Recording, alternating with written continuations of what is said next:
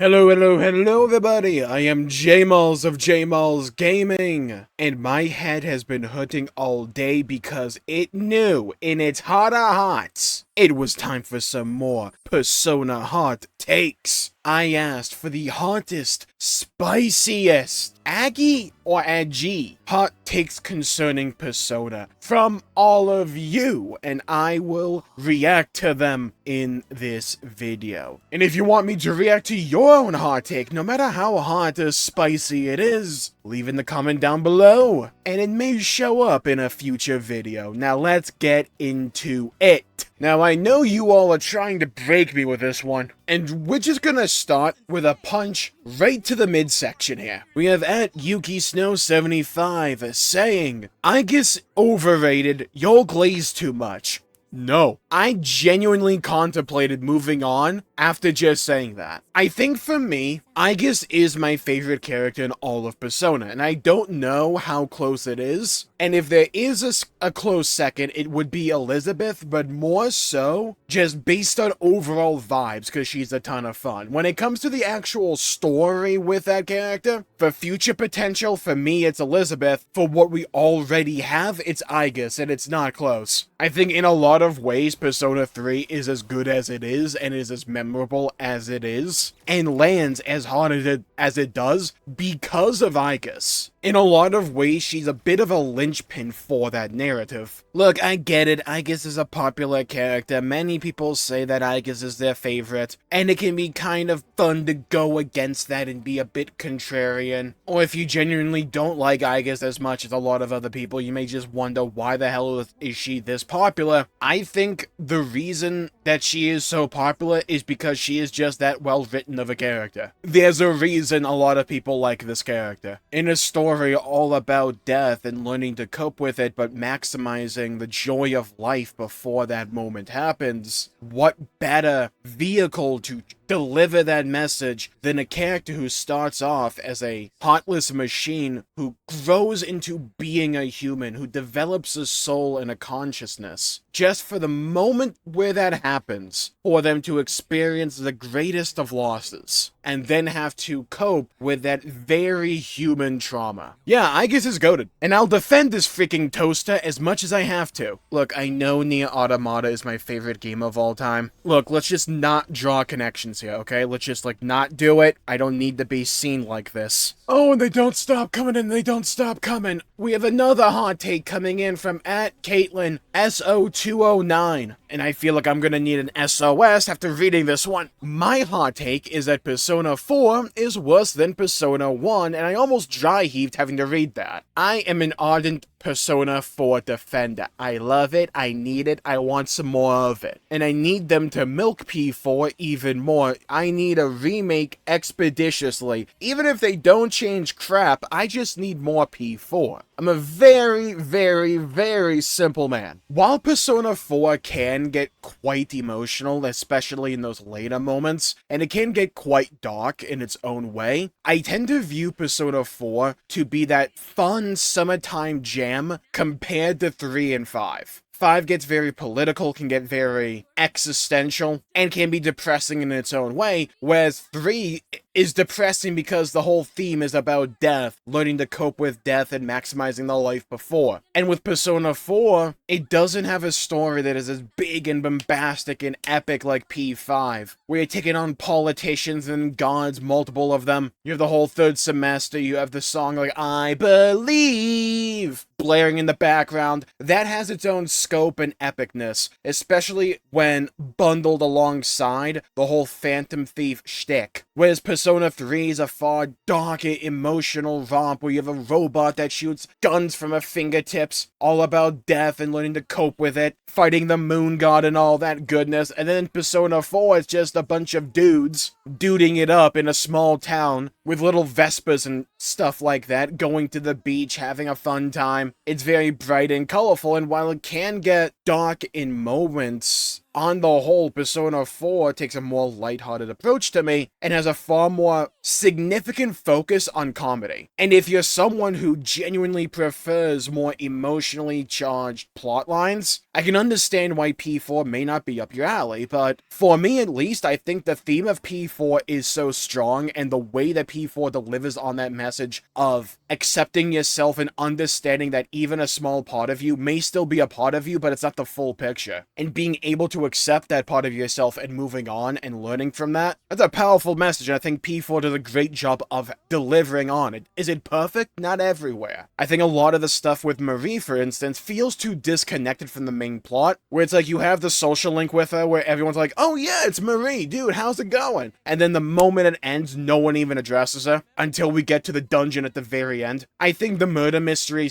stuff is fun, but like I said, P4 is not going to be for everybody, but that's also one of the charms about Persona, is that, in my view, I think P3, 4, and 5, and like whatever your favorite version of those games are, the overall quality of the game is rather similar across the board, in my opinion. Like, chances are, if you enjoy Persona, you'll enjoy all three of these experiences, whether it's Reload, Golden, or Royal, or any of the other versions, right? Chances are you'll enjoy them. But each of these games kind of targets its own specific sub-audience, and has its own feel, has its own tone, its own message it's trying to convey. And if you resonate stronger with one message compared to the others, chances are that'll be your favorite Persona game. And if there's a message or just a theme that kind of bounces off of you, you may not like it. I normally chalk up a lot of like Persona rankings to mostly just that phenomenon. Now, I haven't played Persona 1, I'm just assuming it's bad because that's all I hear about it, but I have seen that one clip of the guy like running into the walls repeatedly as the School Days theme blares, which, by the way, as a brief aside, that song, way too good for that game. By that I mean I need that song in every Persona game yesterday. I mean, I love to try it, I just don't really have an access way to do it. And I know the meme that goes around a bit is that Persona 1 is the worst Persona in the franchise, but I am an ardent Persona 4 defender. It's one of my favorites, and while it can be really hard for me to rank Persona necessarily, in terms of the actual games, Golden for me is the one I always look forward to replaying the most, simply because it's a vibe and it's fun, and the comedy just vibes with me, like every joke lands. And no matter how many times I watch the anime, no matter how many times I replay the game or watch someone else play through the game, P4 always hits just as hard for me. Great vegetables. We have @CutePotatoes-JD9IG, who brings to the table, I don't know if this is a hot take or not, to be honest, no problem, but I want Makoto to be brought back to life, and Aigis takes his place as the seal, maybe a second Reload DLC. Now, while I haven't finished episode Aigis, I know the ending to the answer, and just to be safe, spoiler warnings from here on out. The answer / episode Aigis has always been, at least in my eyes, the most polarized piece of content Persona has ever produced. And I think part of the reason, because I don't think there's any one singular reason as to why it's so polarizing, I think one of the big ones, though, is that the ending to P3 itself is so good and so poetic, with Makoto closing his eyes, that feels as if that should be the book closing, not the chapter ending. And I don't really think we needed a follow-up after that. However, I do like the idea with episode Aigis that it's all about, / the answer, that we played through P3 as the MC, and when it comes to Persona, one of the things they try and do is allow you, the player, to put yourself in the eyes of the MC. So when you're playing through P3, you are supposed to be Makoto. When you're playing through P4, you are supposed to be Narukami. When you're playing through P5, you are supposed to be Joker. So you play through P3, and it ends with your death. And then you play episode Aigis / the answer, and now you can see all those characters that you interacted with cope with essentially your death.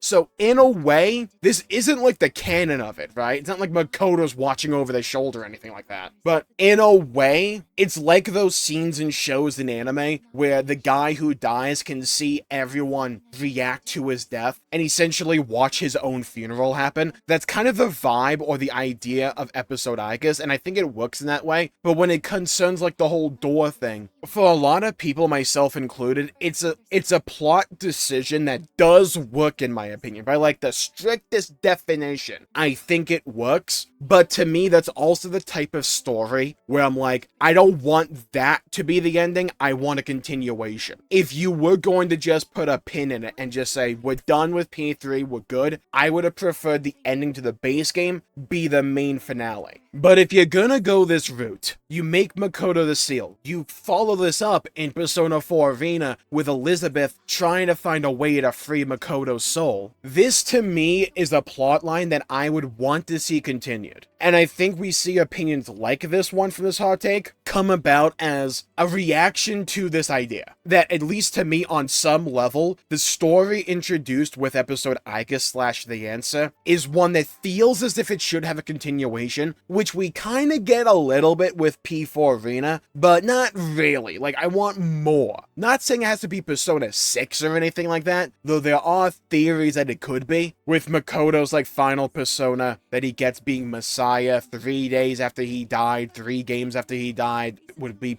P6. There's, like, theories that have been circulating in the community for a while in that regard. It could also be a case of, like, Persona 3 Strikers, and you could do it there. I personally would like to see a continuation. I don't think the play necessarily would be to bring Makoto back to life. I kind of think that if you're gonna go this route, then the goal will be just to have his soul move on fully, and no longer have to be a door, like, end the memes. But I would be willing to hear them out, because I think it would be highly dependent upon the actual story being told here. It's an interesting thing to think about, in my opinion. Also, it would be another excuse to have more Elizabeth, so at this point, do whatever, just give me more Elizabeth. Now, this one is really interesting to me. We have at Riki Heisen, who says, personally, my hot take is that the summoning of Persona 4 and 5 should have been switched. The themes of Persona 3 is about death, and summoning is a gun, and you shoot yourself. Sure, that makes sense. But in Persona 4, it's all about truth and about your true self. But this summoning is destroying the tarot card, and Persona 5's theme is all about rebelling, and their summoning is ripping off a mask. Should it be that Persona 4 is ripping off a mask, aka a mask is to hide your true self, and Persona 4 is about knowing your true self? Same with Persona 5, summoning should be destroying the tarot card as they are rebelling against their placement in the world, because the placement that they are in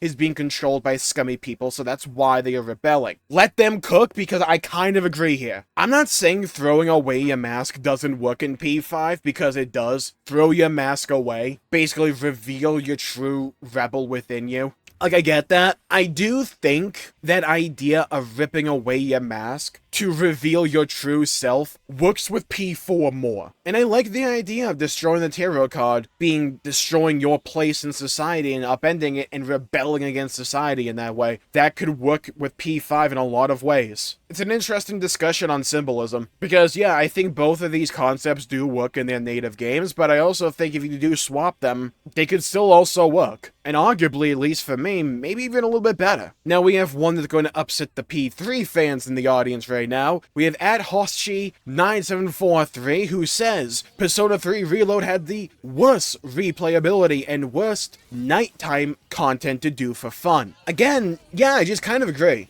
When it comes to Reload, at least, I like the ability that they gave you with the shared computer. I thought that was cool. I like that. However, P3 still suffers from a lot of design choices that came as a result of very early versions of P3, like Fez and before, to where you had the tide mechanic, and the whole idea was that you were supposed to go to Tartarus numerous nights in the cycle, because your characters would get tired and leave you, and that would become lesser throughout the game, but you would still spend a lot of time within Tartarus. So they didn't give you all that many activities to do at night, because a decent number of them were designed for you to go to Tartarus. But when you don't have that restriction in games like in Reload, but also back in Portable, and you can just bang out all of Tartarus in an afternoon, well, I guess in one dark hour to be technically correct here, then you can finish your social stats rather early. There's only 2 social links to do at night, with the monk and, President Tanaka, and then you're just kind of done. And this was an issue I ran into with my P3 Reload playthrough, where I got to, December and just ran out of things to do at night. And, yeah, that's rather late in the game, but that's still, a month and a half where I'm I am actively trying to find things things to do, and there's just not that many things to do. Because I had already finished my Link episodes, I had already walked Koamaru so many times, I'd already tended the garden with every character, I watched all the DVDs, I've cooked all the dishes, so it got really repetitive in that way, and I think Reload tries to get around this issue, because it does things like being able to hang out with characters to watch DVDs, cook dishes, attend the garden, stuff like that. It needs,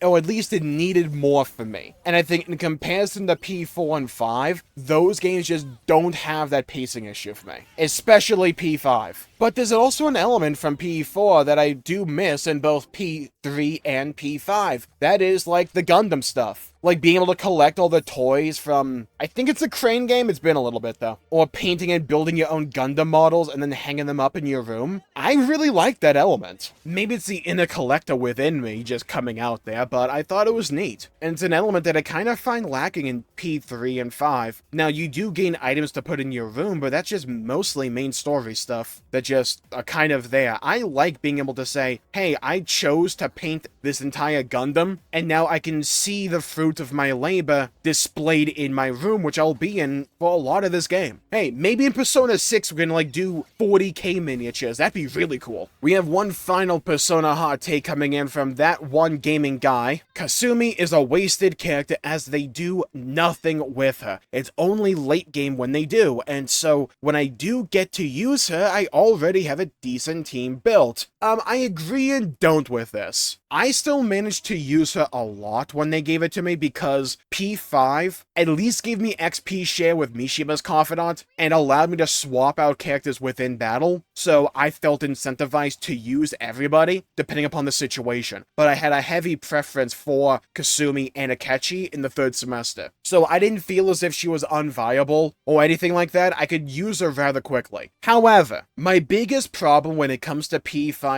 Royal is the fact that Akechi and Kasumi are locked till the third semester. So it's like 90 to 100 hours till you can really use the new characters, and I just find that to be disappointing. Like, I get it story-wise, you know? Like, I do get that. And it makes sense, and it works. I get that. However, I also played base P5. And I played base P5 like twice. So with Royal, I had a few changes. I love the new social link / confidants with P5 Royal. I love the new scenes, but the bulk of that game did play kind of the same, or at least very similarly. And having new characters at least would have been a nice way to smooth out that experience. Because they were also the only characters that had showtimes with Joker. And while the third semester, in my opinion, is peak Persona, it's legitimately my favorite section in all of Persona. I love it so much. Could we have at least been able to use Kasumi and Akechi from the beginning on New Game Plus? Because we don't have to care about lore inconsistencies when it's just a fun New Game Plus thing. Like, you give me Izanagi no Okami, right? At least as a possibility that I can use. Can you at least let me be able to swap in Kasumi or Akechi just to vary up the flow of things? I think Kasumi is one of my favorite characters in all of P5, but there are some pacing issues there. At least for me. And with that, I think I'll call the video there for the day. Thank you all for tuning in. My pleasure making the video. If you enjoyed it, please leave a like and subscribe. It really helps the channel out, helps support future content, and I greatly appreciate it. Stay safe, have a great day. Leave a comment down below with your hard take so I can react to it in a future video. The spicier, the hotter, the better. Hit me. Try and break me. I dare you. I double dog dare you. Now you have to do it. Bye-bye, everybody. Till we meet again.